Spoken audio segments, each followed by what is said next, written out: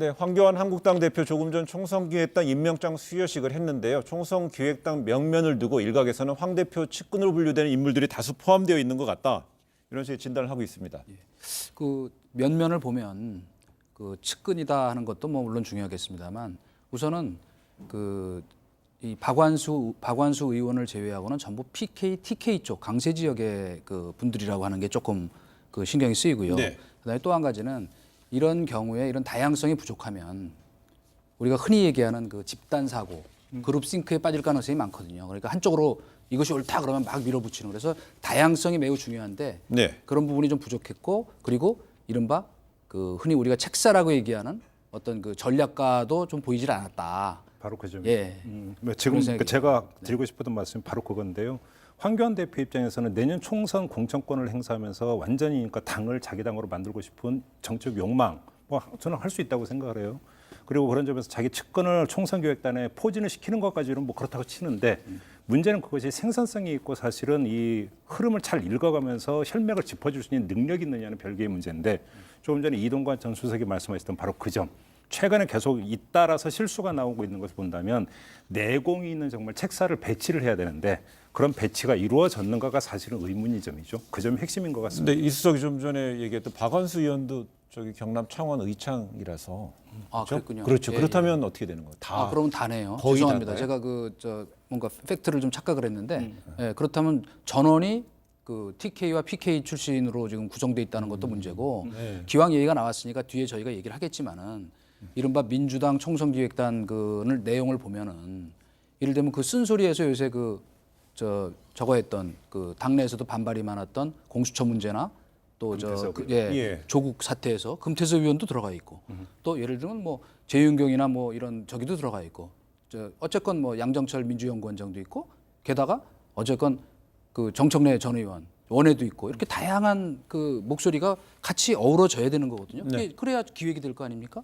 그래서 제가 모두의 그 집단 사고에 혹시 빠지지 않을 걱정이 됐다는 얘기를 한 거는 그겁니다. 바로 그 점인데요. 총선기획단에서 가장 중요한 것은 신경세포를 얼마나 이 말초신경을 활성화시키느냐가 사실 가장 중요한 거거든요.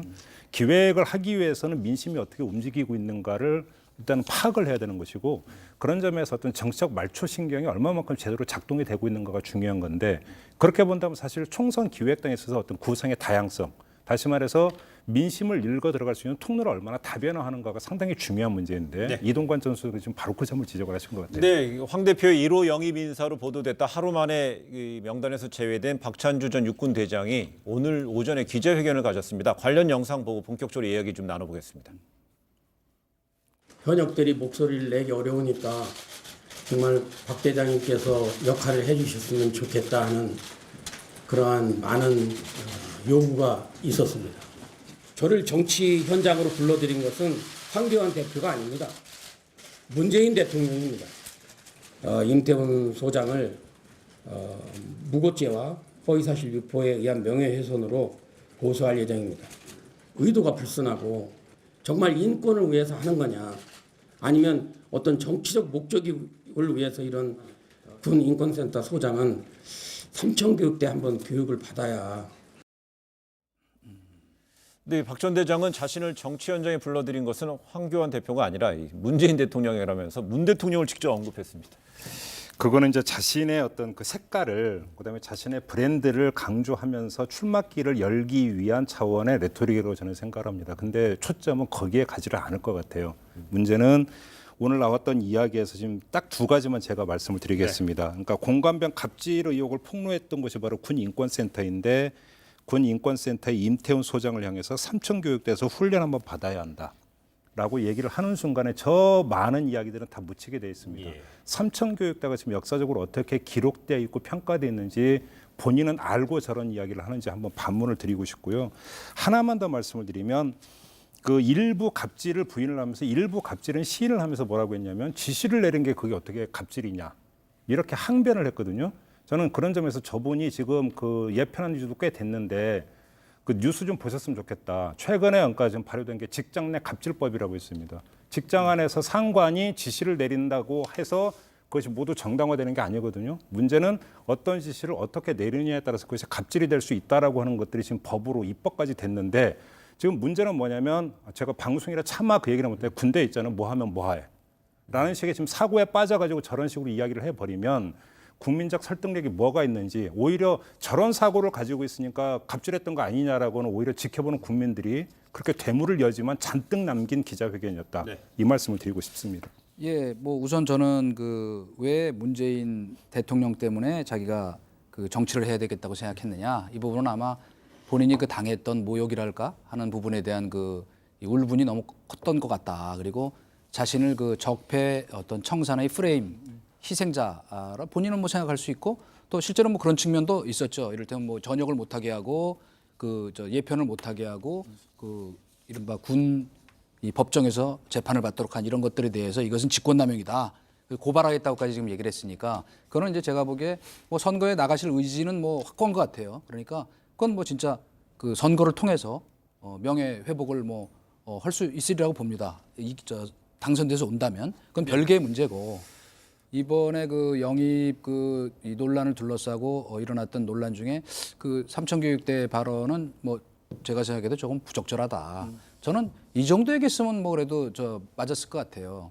그 논산훈련소에 좀 갔다 왔어야 되는데 그랬다 그러면 임태훈 소장이라는 분이 군대를 안 갔다 온 사람이더라고요. 저도 몰랐는데 그러니까 군대도 안 갔다 온 사람이 무슨 군인권을 갖고 그렇게 여기저기 다 나서서 그러느냐 이런 거는 얼마든지 얘기할 수 있는데 삼천교육대라는 거는 그 주는 이른바 저게 완전히 다르잖아요. 느낌이나 메시지가 그래서 그 부분은 좀 부적절했다. 그런 생각이에요. 그거에 대해서 그래서 지금 군대는 뭐 가고 싶은 못 가는 분들도 있는 것이고요. 네네. 그래서 뭐 거기에 이제 뭐 짧게만 말씀드리면 박찬주 전 대장을 영입하려고 했던 황교안 대표도 군대 안 갔다 왔다는 점은 말씀을 드리고요. 단마진이었죠. 우리나라 두드러기인가 뭔가 아마 그렇게 되는 것 같은데 그것만 환기시켜드리고 예편을 안 하게 했던 것은 사실은 이거는 뭐 그러니까 당시로 돌아가면 엄청난 논란거리이기 때문에 요즘만 좀 확인을 하면 이게 아마 이런 케이스였던 걸로 저는 기억을 해요. 무슨 얘기냐면 검사가 비위를 저질렀을 때 검사가 비위를 저질러서 의원 면직을 하고 나가서 변호사 개업하는 것을 막기 위해서 며칠 전에 나왔던 이제 검찰 개혁안에도 의원 면직 못 시키도록 하는 이런 방안이 들어가 있지 않습니까? 이때 박찬주 대장 같은 경우도 전역이 일단 스톱이 됐던 것도 그 차원에서 그때 있었던 걸로 저는 이제 그렇게 기억을 하고 있는데 그런 점에서 본다면 이거는 사실 좀 논란거리가 있는 점이다. 요즘은 좀 짧게 말씀을 박전 드리겠습니다. 대장은 오늘 기자회견에서 고향인 뭐 충남 천안이나 계룡에서 출마를 하겠다고 그랬습니다. 그렇다면 이 한국당 영입이 보류된 상태에서 황교안 대표의 입장은 어떻게 될까요? 영입을 해서 이제 출마를 시키려고 했을 텐데요. 예. 본인은 나간다고. 사실은 생각하십니까? 이제 그 영입 인사냐, 그것도 특히 1호 영입 인사냐, 아니면 뭐 선거에 출마해서 본인이 명예회복을 하는 것이냐 하는 거에 대해서 두 번째 얘기라면 그건 뭐 전혀 누구도 시비 걸 수가 없는 거예요, 그죠? 뭐 저희가 지역구 나가서 또 실제로 뭐 제가 쭉 들어보면은 이분이 군내에서는 저번에도 얘기한 것처럼 인망이 있는 분이에요. 그리고 그건 참 억울하게 당했다고 생각하는 분들도 그 보수 진영 내에서는 꽤 많아요. 뭐 그건 뭐 이를테면 뭐 고향이 됐건 계룡이 됐건 나가서 받으면 되는데 심판을 이른바 표의 심판이죠.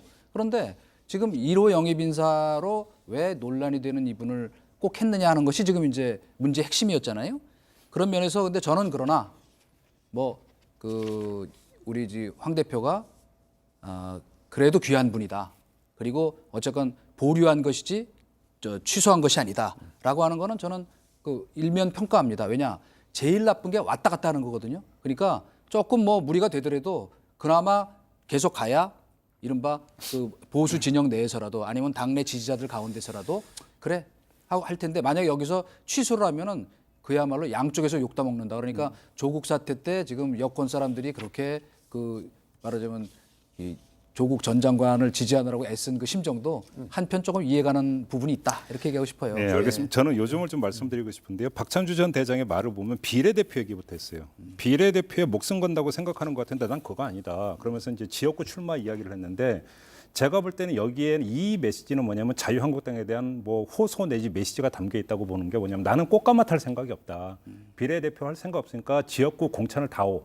내종 최소한 공천이 안 된다라고 한다면 내가 어떤 지역구를 정하면 그래서 뭐 무공천이든지 뭐가 되든지 배려를 해달라고 하는 뜻이 여기는 깔려 있는 것 같고요.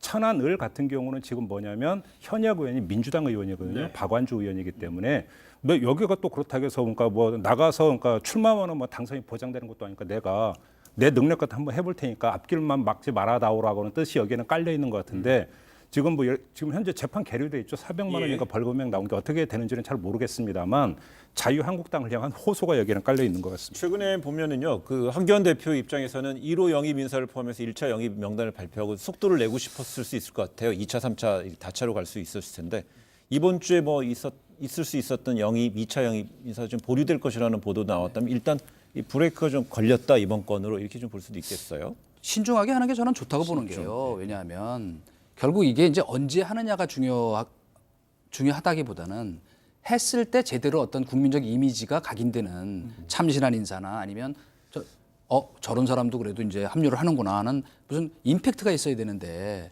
그 자주 한다 그래서 도움되는 게 아니거든요. 오히려 지금처럼 이렇게 처음부터 약간 논란에 휩싸이면 그 효과도 반감되니까 네. 이거는 제가 보기엔 기왕 이렇게 된 거니까 조금 그 신중하게 늦추고 그리고 진짜로 임팩트 있는 그 다음에 2차는 사람 그 영입을 해서 발표할 수 있기를 기대합니다. 그런데 예, 대한민국에 뭐 그런 사람이 얼마나 많이 있는지는 제가 잘 모르겠어요. 황교안 대표 입장에서 호흡을 고를 필요가 제가 볼 때 두 가지가 있어요. 그러니까 하나는 자, 그 논란이 됐던 사람이 두 사람이 있습니다. 박찬주 전 대장에게는 갑질이라고 하는 단어가 따라붙고 있어요. 그다음에 주말에 새로 불거졌던 백경훈이가 청년 대표로 영입했던 백경훈 대표에 대해서는 세습이라는 단어가 지금 앞에 붙어서 세습 논란이라고 하는 자, 갑질과 세습이라고 하는 단어가 지금 자유한국당이 그동안 몇 달 동안 이렇게 외쳐왔던 공정과 정의라고 하는 단어의 대척점에 서 있는 단어라고 하는 점이 하나가 있을 거고요. 네. 치명적 타격이 있다, 이미지 부분에서. 근데 그거보다 더 중요한 문제가 있는 게 박찬주 전 대장 같은 경우는 영입 발표 하루 전에 최고위원들이 브레이크를 걸었습니다. 회의를 해서. 그다음에 백경훈 대표 같은 경우는 자신의 어떤 둘러싼 이 그 세습 논란이 나오니까 뭐라고 항변을 했냐면 악의적 프레임으로 당 안에서부터 지속적으로 말이 나온다는 건 단발성 견제가 아닌 것 같다라고 본인 스스로 얘기를 해요. 무슨 이야기냐면 자신의 세습 논란이 당 안에서 자기를 낙마시키기 위한 어떤 의도적인 언론 플레이의 결과다. 라고 하는 뜻이 여기에 깔려 있는 거예요. 자, 이렇게 된다면 황교안 대표가 호흡을 골라야 된다는 이야기가 무슨 얘기냐면 당 내부부터 좀 정비를 해야 될 필요가 있다. 무슨 이야기냐면 영입 발표 전후로 해서 안에서 뭔가의 다툼이 있고 그 다툼이 불거지면서 영입 효과를 반감을 시키고 있다면 그거는 황교안 대표의 결국은 정치적 리더십의 손상으로 가는 거거든요. 본인을 위해서도 제가 볼 때 호흡을 고를 필요가 있다는 거예요. 이준석 이거 어떻게 보십니까? 백경훈 대표 같은 경우 신보라 청년목 최고위원의 그 예. 배우자가 이제 남편이니까 그 예. 최고위원의 비서가 예. 부인이라는 거잖아요. 예. 이거 세습 논란이라는 표현인데. 아니 그뭐 저는 그것도 뭐 프레임 전쟁인지 뭐 세습까지 붙이니까 좀 뭐 근데 그건 좀 너무 심했어요. 뭐냐면 이 백경훈이라는 이 청년 대표는 저도 잘 알고 있는 사람이고 그리고 매우 오래 전에 그 우리 황교안 대표가 그 말하자면 점을 찍어놓은 사람이었어요. 그러니까 그 더구나 아무리 뭐 여러 인간적인 인연이 있다고 해도 그 신보라 의원의 구급 비서 남편이 받은 걸 갖고 세습이다 이렇게 얘기하는 건 너무 좀 논리가 비약했다. 그리고 실제로 뭐 똑똑하기도 하지만은 청년 대표로서 담론 활동을 매우 활발히 해왔고 평가할 만해요. 그래 지난번에 또 그 광화문 광장에서 뭐 발언했다가 어디 YTN 앵커인가 하는 분이 또 제대로 부모 있었으면 저러지 않을 텐데 숙골이다. 그래서 실제로 보니까 저도 몰랐는데 조실 부모였더라고요. 아버님이 일찍 돌아가셔가지고. 그러니까 그런 역경을 딛고 올라온 나름 또 청년 대표성을 갖고 있는데 세습까지 붙이는 거는 좀 심했다. 그래서 이건 박찬주 대장과는 좀 다른 길이다. 알겠습니다. 당 내부에서 이런 얘기가 흘러나온다는 게 문제인 거예요. 알겠습니다. 지금 이제